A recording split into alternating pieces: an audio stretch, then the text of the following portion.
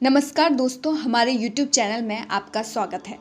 हर इंसान हमेशा जवान और चुस्त दुरुस्त रहना चाहता है, लेकिन आज के समय में कई समस्याओं का सामना करना पड़ता है।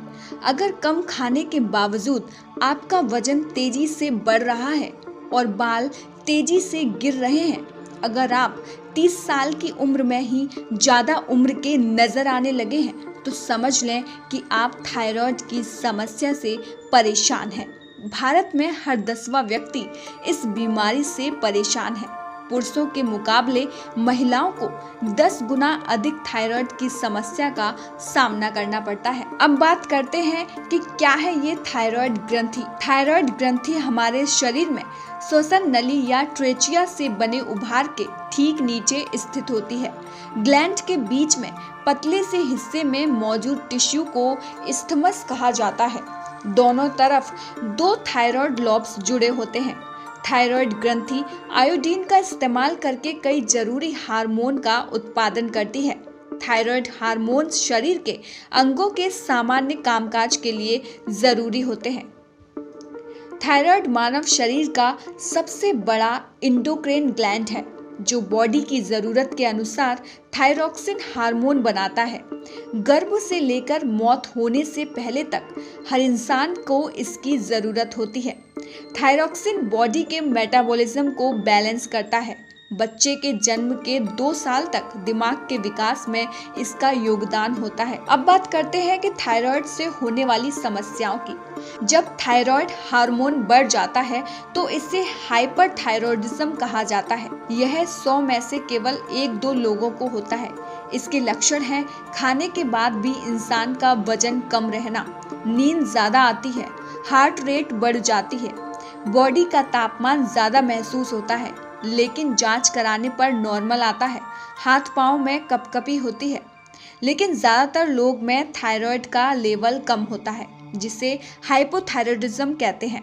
इसके लक्षण हैं इंसान मोटा हो जाता है, सुस्त हो जाता है, दिमाग कमज़ोर हो जाता है, बॉडी में भारीपन आता है, एनर्जी कम हो जाती है और थकावट महसूस होती है। अति सक्रिय थायराइड में वजन कम होना, गर्मी ज़्यादा लगना, ठीक से नींद ना आना, बहुत प्यास लगना, खूब पसीना आना, हाथ कांपना, दिल तेजी से धड़कना, कमजोरी, चिंता और अनिद्रा शामिल है।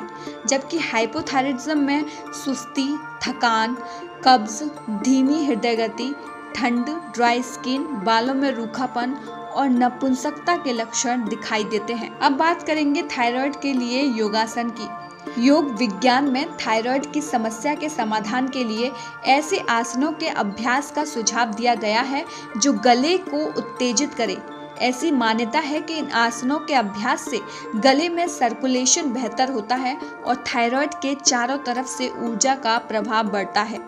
ये आसन गले में खिंचाव और मजबूती बढ़ाते हैं। सलंग सर्वांगासन को थायराइड के उपचार में फायदा पहुंचाने वाला सर्वश्रेष्ठ आसन माना जाता है। चूंकि इस आसन में शरीर उल्टा हो जाता है, इसके अभ्यास से शरीर के ऊपरी भाग की तरफ ब्लड का प्रवाह बढ़ जाता है। माना जाता है कि थायराइड से होने वाले हार्मोन के उत्पादन को नियमित करता है। इसके अलावा इस आसन में थोड़ी आपके सीने पर दबाव बनाती है। ये माना जाता है कि ये स्थिति थायराइड के फंक्शन को बेहतर बनाने में मदद करती है। अगला आसन है हलासन। मान्यता है कि हलासन से आपके थायराइड को वही ऊर्जा मिलती है जैसी सलंब सर्वांगासन से मिलती है। हलासन का अभ्यास करना सलंब सर्वांगासन से कहीं आसान है। इस आसन के अभ्यास के दौरान अगर समस्या हो तो आप अपने पैरों के नीचे तकिए का इस्तेमाल भी कर सकते हैं। अगला है मत्स्यासन। मत्स्यासन के अभ्यास के दौरान शरीर मछली की मुद्रा में होता है। मत्स्यासन को सलंब सर्वांगासन का विपरीत आसन कहा जाता है। इसे करना कहीं ज़्यादा आसान है और बिना किसी अतिरिक्त सहायता के इसे किया जा सकता है। विपरीत करड़ी आसन असल में थायराइड से शरीर को हुए नुकसान की भरपाई करता है। यह आसन गर्दन पर दबाव नहीं डालता है और ज़्यादातर लोगों के लिए बिल्कुल सही है। यह आसन शरीर के सकारात्मक ऊर्जा को बढ़ाता है और संतुलन को वापस लौटाता है। इस आसन को 5 मिनट से कम और 20 मिनट से ज़्यादा ना करें। यह आसन थायराइड असंतुलन को दूर करके टेंशन, तनाव या स्ट्रेस को दूर करने में मदद कर सकता है। अगला आसन है नौकासन। नौकासन के अभ्यास के दौरान शरीर नाव की मुद्रा में होता है। नौकासन के अभ्यास से थायराइड के मरीज के गले पर सकारात्मक दबाव बनता है। इस मुद्रा का अभ्यास 1 मिनट तक करें। नौकासन के अभ्यास के दौरान लगातार सांसें लेते रहें। इस आसन के अभ्यास में अगर समस्या हो तो आप अपने घुटनों को मोड़ भी सकते हैं। अगला आसन है उष्ट्रासन। उष्ट्रासन के अभ्यास के दौरान शरीर ऊंट की मुद्रा बनाता है। इस आसन के अभ्यास के दौरान गर्दन पर काफी दबाव पड़ता है।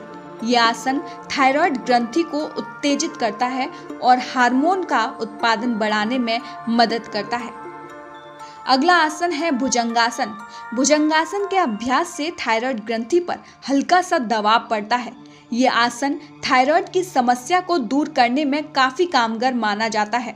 भुजंगासन सूर्य नमस्कार के 12 आसनों में से 8वां है। अब बात आती है कि योग करते हुए किन किन सावधानियों को बरतना चाहिए। तो योग करते वक्त हमेशा अपने शरीर की सीमाओं का ध्यान रखें। अगर योगासन करने में कभी भी दर्द हो तो उसे कभी ना करें। अपनी जरूरत के अनुसार आसन में थोड़ा बहुत बदलाव भी ठीक है।